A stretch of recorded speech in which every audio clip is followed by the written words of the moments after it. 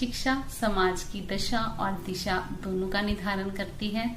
अगर हम देश में कुछ बदलाव लाना चाहते हैं तो हमें उसकी शिक्षा प्रणाली में बदलाव लाने की जरूरत है।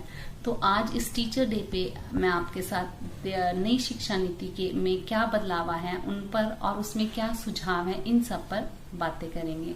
तो अगर हम शिक्षा नीति के बारे में बात करें तो 1986 में शिक्षा नीति में बदलाव लाए गए थे। अब 34 साल बाद फिर से हमारी शिक्षा प्रणाली में कुछ बदलाव आए हैं। बच्चे की स्कूल में एडमिशन, बच्चे की प्राइमरी एडमिशन से लेकर उसकी हायर एजुकेशन और जॉब फोर्स तक हर पड़ाव में कुछ ना कुछ चेंजेस देखने को मिलेंगे।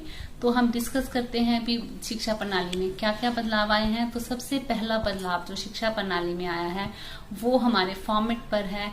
पहले 10+2 के फॉर्मेट से हमारी शिक्षा प्रणाली थी, बट अब जो शिक्षा प्रणाली है वो 5+3+3+4 के फॉर्मेट पे है। जो पहले 5 साल शिक्षा प्रणाली जो बच्चे के होंगे वो प्राइमरी फाउंडेशन, उसकी फाउंडेशन स्टेज को स्ट्रॉन्ग करने के लिए किए जाएंगे। उसमें बच्चे की एक्स्ट्रा करिकुलर एक्टिविटीज, बच्चे को प्ले वे मेथड से पढ़ाया जाएगा। उस पे बस्ते का बोझ कम करके उसको नई एक्टिविटी में इंडल्ज किया जाएगा ताकि वो प्ले वे मेथड से बहुत कुछ सीख सके। तो इस अगर बाकी बच्चे के 3 साल जो है, अगले 3 साल वो बच्चे की थर्ड क्लास से लेके उसकी 5th क्लास तक की होंगी, जिसमें वो उसकी एजुकेशन जो है वो सब्जेक्ट बेस्ड करवाई जाएगी। 6 से 8th क्लास तक की जो उसकी एजुकेशन है उसमें इस बार शिक्षा प्रणाली में कुछ वोकेशनल कोर्स ऐड ऑन किए गए हैं, जिसमें बच्चे के इंटरेस्ट के साथ वो अपने कुछ वोकेशनल कोर्स की ट्रेनिंग ले सकता है। ये सबसे अच्छा बदलाव आया है हमारी शिक्षा प्रणाली में। इससे बच्चे कोडिंग, डीकोडिंग, इस तरह के कई चीजें उनको सीखने की मिलेंगी और वोकेशनल कोर्स के साथ वो अपनी स्किल्स को डेवलप कर सकते हैं। अगर हम उनकी वोकेशनल कोर्स में अगर बच्चा कोई आर्ट क्लास में, कोई ड्राइंग में अच्छा है तो वह उसके ऊपर अलग अलग तरह से वो अपनी ट्रेनिंग ले सकता है। और अगर नेक्स्ट बदलाव की बात करें तो वो बदलाव आया है हमारे 5वीं क्लास की जो हमारी प्राइमरी एजुकेशन है वो बच्चा अपनी स्थानीय क्षेत्रीय भाषा में कर सकता है।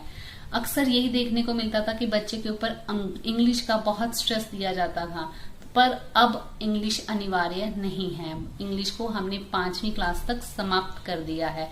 बच्चा अगर पंजाब में है तो वह पंजाबी भाषा में अपनी प्राथमिक शिक्षा कर सकता है। अगर वो केरला में है तो वह अपनी कन्नड़ भाषा में अपनी प्राथमिक शिक्षा कर सकता है। तो इस तरह के बदलाव जो लाए गए हैं वो बहुत ही बच्चे के विकास को देख के, उसको ध्यान में रख के किए गए हैं। और अगर हम बच्चे के क्रैमिंग जो हमारे आज जब भी हमने बच्चों को देखा है वो बुक आगे रख के और वो क्रैमिंग कर रहे हैं, वो जो तरीका है वो पढ़ने का बहुत गलत तरीका है। पर अब की शिक्षा प्रणाली जो आई है वो उसमें ये बच्चे को व्हाट टू डू की बजाय हाउ टू डू, इस पर फोकस किया गया है। बच्चे को क्रैमिंग के ऊपर स्ट्रेस न देके उनको उनकी इस तरह की ट्रेनिंग उनको दी जाएगी ताकि उनको सीखने को बहुत कुछ मिले। और अब इसमें कुछ अगर हम रिपोर्ट कार्ड के ऊपर बात करें तो रिपोर्ट कार्ड में भी कुछ नए कॉलम ऐड ऑन हुए हैं, जिसमें उनकी बच्चों की लाइफ स्किल्स को भी हम विश्लेषण करेंगे, उनका क्या क्या आकलन करेंगे, बच्चे ने लाइफ स्किल्स पर क्या क्या सीखा है। इस तरह के भी उसमें नए पॉइंट्स ऐड ऑन हुए हैं।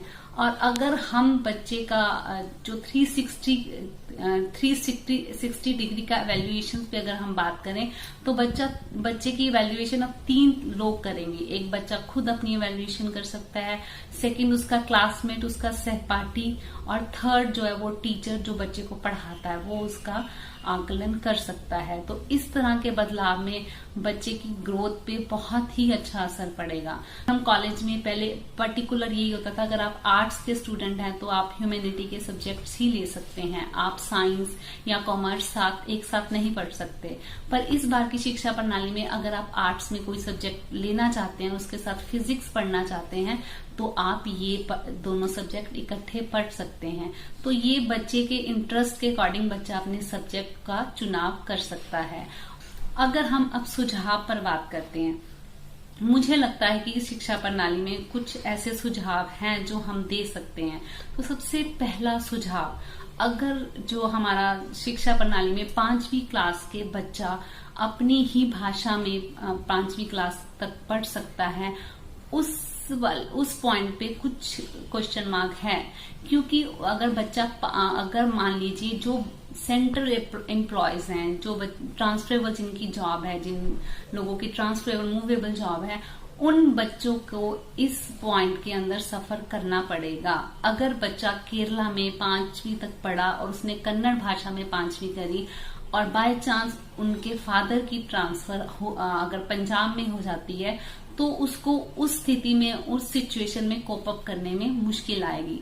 तो सरकार को इस तरह के सुझाव देकर उनको ध्यान देना चाहिए कि ट्रांसफरेबल और मूवेबल जॉब्स वाले जो लोग हैं, उनको इस पर मुश्किल आ सकती है। अगर हम बात करें तो वो मैं बताना चाहूंगी कि हर राज्य की भौगोलिक स्थिति, वित्तीय स्थिति अलग अलग है।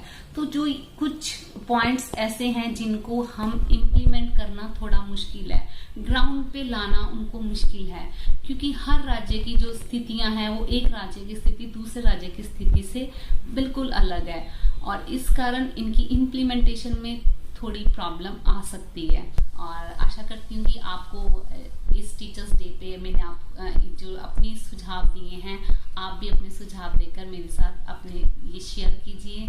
और happy teachers day to all and proud to be a teacher.